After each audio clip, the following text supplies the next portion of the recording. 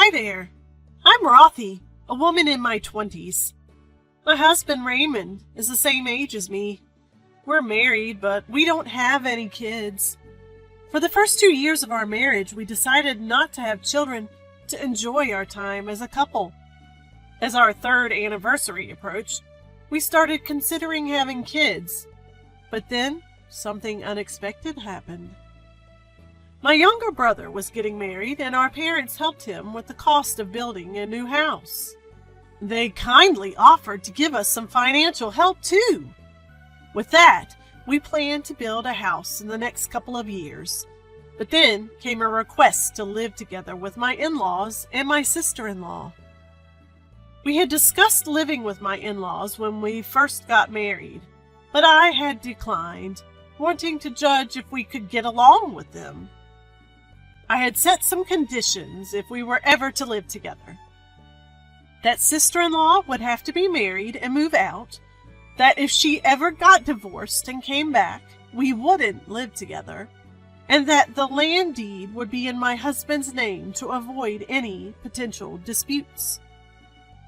My sister-in-law was still in college and wasn't looking to get married anytime soon. I didn't have a bad relationship with her, but she's the kind who doesn't respect personal boundaries and would snoop around our stuff. I really didn't want to live with her and was searching for a gentle way to decline. Raymond said he'd handle it and tell them our decision. It was a relief since I was worried about making things complicated if I addressed it myself. However, even after this, my in-laws kept pushing us to live together. When I mentioned that Raymond had spoken to them, they acted like they hadn't heard anything. In fact, they countered, he seemed open to considering it. I was baffled by their response. From their tone on the phone, it seemed they were equally, if not more, puzzled. Given my mother-in-law's reaction, I didn't think she was lying, and there was no reason for her to do so. That night, when I discussed it with Raymond, he said he'd make things clear, but I still felt uneasy. We both work, earning about $90,000 annually. While it might seem enough thinking about having kids, it's not really a comfortable amount. On top of that, if we ended up living with my in-laws and they expected us to financially support them, it would be a problem. I was really anxious about whether Raymond would convey all this to them. Sure enough, my intuition was spot on. A few days later, he brought up this proposal. How would you feel about tearing down the house your parents live in now and building a new one there for us all to live together? Before building the house, the land should be under your name. If not, we'll have issues later on. If it's a multi-generational home, the part we live in should be in your name. Otherwise, if I'm paying and get nothing in inheritance, I'd be at a loss. If we're building a home with the support of my husband and my parents for us and my in-laws to live together, I thought it'd be fine for them to give him the land. I was afraid that after my in-laws pass away, sister-in-law might claim rights and make the house-building effort pointless. However, the in-laws rejected both the land gift and the partition. Just because you're our daughter-in-law, it's weird if you provide the money and the house becomes yours. Since we're putting in money, we must think long-term. What if we divorce? What if we stop living together? Any property loss would be irreversible. Being a daughter-in-law makes me even more cautious, but my in-laws and sister-in-law only insisted on their perspective. I thought living together would be fine once the land issue was sorted, but I realized my husband wouldn't navigate this well. Given sister-in-law's invasive nature, we decided to live separately. However, my husband's stance remained vague. Months passed with no change, and when I confronted him in frustration, he said, flustered, "We're going to discuss this weekend. I can't decide alone." To make progress, we arranged a meeting at my in-laws' place over the weekend. Yet, during the meeting, he would agree with whatever I said, and whatever his parents said, without ever taking a definitive stance. Exasperated by his agreeing to both our opposing views, I called off the new house plan. "We have opposing views, and we're getting nowhere. Building a house is impossible now. You four can discuss as you like." After leaving my in-laws' house abruptly, I came home and made my stance clear to my husband a few hours later. "I am no longer interested in building a house under these circumstances, whether we live together or separately. And just so you're clear, I won't be contributing a single dollar. If you want a home to live in with your parents, you'll have to fund it yourself." Rather than defending or opposing, the husband seemed hesitant and said little. A few days later, my sister-in-law showed up. She immediately burst into tears at the doorstep, berating me for being a terrible wife. Wanting to avoid causing a scene for the neighbors, I reluctantly let her in. "How could you abandon your parents? You devil! I won't leave until you change your mind about building the new house." "That's already settled. We're not building anymore." At first, my husband tried to calm the situation, but as sister-in-law continued crying and pleading, he began to side with her. "After all, both our parents were looking forward to it, and I can't bear... Do you intend to keep them in that old house for much longer?" Their parents' house was about 50 years old, with a leaky roof, creaky floors, and probably wouldn't last another decade. Sister-in-law confronted my husband, asking if he planned to make their parents' life miserable. Gradually, he started to agree with sister-in-law's points. Fed up with their behavior, I interjected sternly between my husband and sister-in-law. "Do you honestly think you can get everything you want without compromising? Deals work when both sides benefit. This isn't rocket science. Talking to you two is like dealing with stubborn children. You throw tantrums and become immovable when things don't go your way. I'm contributing the money, so of course I have conditions. It's audacious to reject those and then demand funds without spending any of your own. If you're so concerned about our parents, why don't you start contributing once you get a job after college? Stop trying to use others without any sacrifice on your end. And causing a scene right at the front door? Don't you realize it's a nuisance for the neighbors? I wish you'd think before you act and speak. Given the recent events and your lack of consideration, I've realized living together is out of the question. How do you not get that?" Feeling overwhelmed by my determination, sister-in-law went silent. My husband couldn't bear the tension. He said he'd drive sister-in-law back to their parents' home and left. During this absence, I called my close friend to confide in her. I confessed my dilemma, whether to take some time away from my husband and his family, hoping time would mend things, or to persistently seek understanding through conversation. My friend responded, "You might be unwavering in your stance, but they probably won't bend their beliefs either. Believing that through discussions everyone will understand each other is merely an illusion.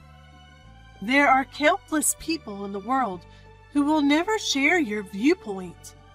You either need to put distance between you or consider divorce. Otherwise, you'll just end up being used for your money." Those words solidified my resolve. Deep down, I already knew that mutual understanding with my in-laws was unlikely, and I knew that not everyone would come out of this happy. I genuinely believed that we had fostered a harmonious relationship over the generations and even felt comfortable with the idea of living together. It was daunting to think about impulsively divorcing my husband, whom I once desired a life with. I had hoped to resolve things amicably. However, I couldn't ignore the realities. Whether I chose divorce or continued with the marriage, I needed money to live. I couldn't risk losing it. If you don't stand your ground, especially where money is concerned, you'll regret it. There's no way this can be resolved smoothly, she advised. Following my friend's suggestion, I took precautions like moving my banking cards to a safe deposit box. My husband had returned around the same time. Over the next 2 days, we had a lengthy discussion. I understand where you're coming from, and it does make sense. But when I hear my sister and parents, I feel they have a point too, he admitted. My husband had a tendency to respect everyone's opinions, almost to a fault. To be frank, he lacked firm beliefs. Easily swayed by others.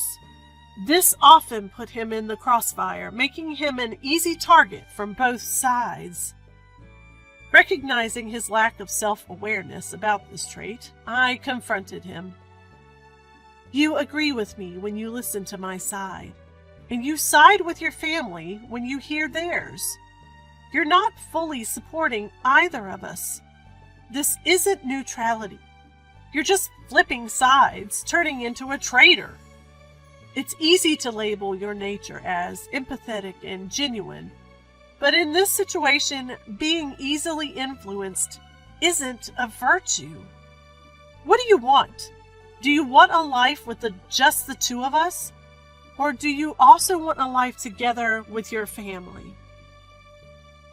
I always thought it was okay to live with just you, or even with our parents. As they're getting older, I felt guilty making them stay in that old wooden house. You weren't keen on it, but I sensed you were warming up to the idea of living together. But what you said to my sister earlier opened my eyes. We were just using their property for our gain. I thought it'd be a win-win with them getting a new home and us saving on land costs. But making you and your parents pay for 2/3 of it to ease our worries? That's not right. I don't mind living together, but you do, don't you?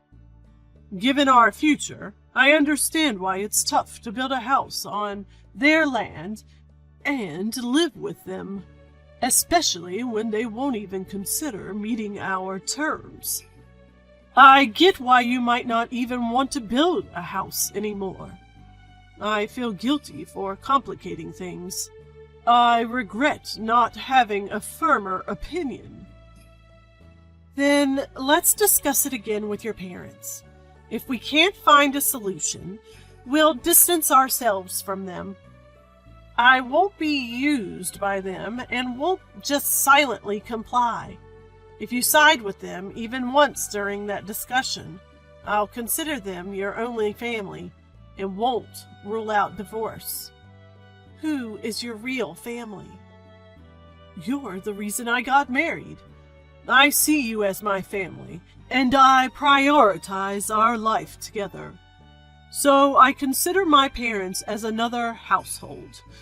If you want to distance ourselves, I'll respect that. I'm ready to give up on trying to please everyone. Following that, my husband and I discussed our future approach.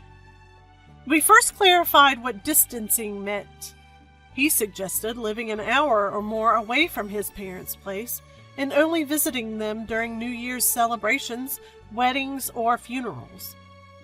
I pointed out that unless there's emotional distance, it won't make a difference. What if we meet them for New Year's and they pressure us about living together again? Without that emotional barrier, it's pointless. As a result, we decided not to engage with them except for weddings or funerals until they are no longer mobile.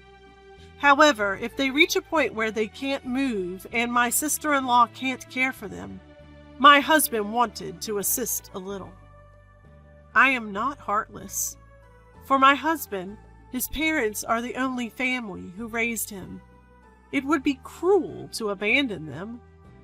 I wasn't planning to stop him. By the weekend, we met again at his parents' place to discuss. We can't just give away the land. It's my inheritance. My asset. If we're bearing the financial burden, shouldn't the title be in our name? Isn't it unfair otherwise? We're family. What's wrong with it being a shared asset? Do you realize how irrational father-in-law's argument is? He doesn't contribute a single dollar, but just because it belongs to someone he's closely related to, he claims it as his asset. Moreover, I don't share any blood relation with you. If something unpredictable happens, like a divorce, and I end up losing money, it would be a problem. It's not that easy to just say divorce. You just don't go and do it right away. It's just a hypothetical. I am making a point. People might view divorce as a bad thing, but it can also be a means for both parties to find happiness. As an outsider, I need to consider such risks. To begin with, the reason our conversation even reached this point is because you won't agree to terms and are just trying to use our situation to your advantage, right? It sounds terrible when you put it like that. We just said if you buy the house, we want to live there too. How else would you describe letting someone else pay, not compromising on anything, and trying to get a house for free? It's exploitation, and you're just taking advantage of the situation because of my daughter-in-law status. We said we'll cover our own living expenses. What's the issue if we live together? From this situation, I've come to see how unreasonable your demands are. Misunderstandings like this will only increase if we live together. If every issue becomes this big, it'll wear both of us out. Wouldn't it be better for both of us to maintain a moderate distance? It's not fair to say, we'll cover the building costs and you can pay for your own living expenses. If we're paying for the construction, we should own the house. It's ridiculous that you won't contribute $1 to the construction cost, but want the house in Dad's name. It would be different if it was an inheritance or something, but this isn't even a property related to Dad's lineage. You're just trying to get a share of someone else's property. We're still family, aren't we? Don't conveniently use the term family. Once you get married, your spouse becomes the priority. We are not family here. Sharing assets doesn't make us family. Anyway, we don't plan on living with you or building a house for the time being. Despite our efforts, we couldn't see eye to eye and decided to distance ourselves from the in-laws. We set our home phone to display caller IDs and decided not to contact the in-laws unless it's an emergency.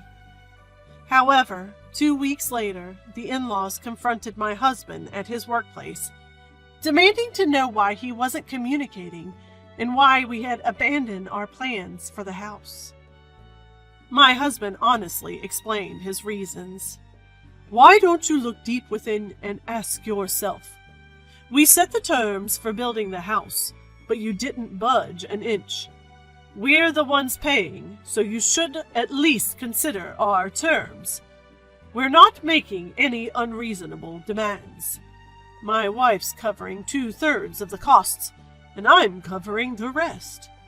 It only makes sense that any parts she's contributed to have her name on it as an asset. You won't compromise on the terms, won't contribute financially, and don't offer any solutions. And yet, you expect us to build a house on our dime and let you live with us. Don't you think that's a bit too audacious? Besides, who storms into someone's home or workplace just because things didn't go their way? You need to think like adults. We'd prefer to distance ourselves from people like you." With that, he managed to fend off his livid parents. However, it seemed the entire ordeal had drained him both mentally and physically. "I never thought they'd go as far as showing up at my workplace." He was utterly disappointed in his parents. Given the inconvenience of their intrusions, we decided to move. Our ties with my in-laws were virtually severed. My husband seems to have no intention of interacting with them until they pass. In our new place, we bought the dream home we had always wanted, and life returned to normal. During our discussions, we were prepared for a potential divorce. In fact, several friends suggested we part ways. But after talking it out, neither of us wanted to throw away everything we'd built together. We felt the desire to support each other as long as we could. Through this experience, my husband reflected on how easily he's swayed by others, and has since become more assertive in expressing his opinions in our daily life. Now, our bond is stronger than it was before this incident, and our relationship has improved. We've been discussing starting a family soon. We hope to be blessed with a wonderful child. We aim to respect each other's views and live happily together for the rest of our lives.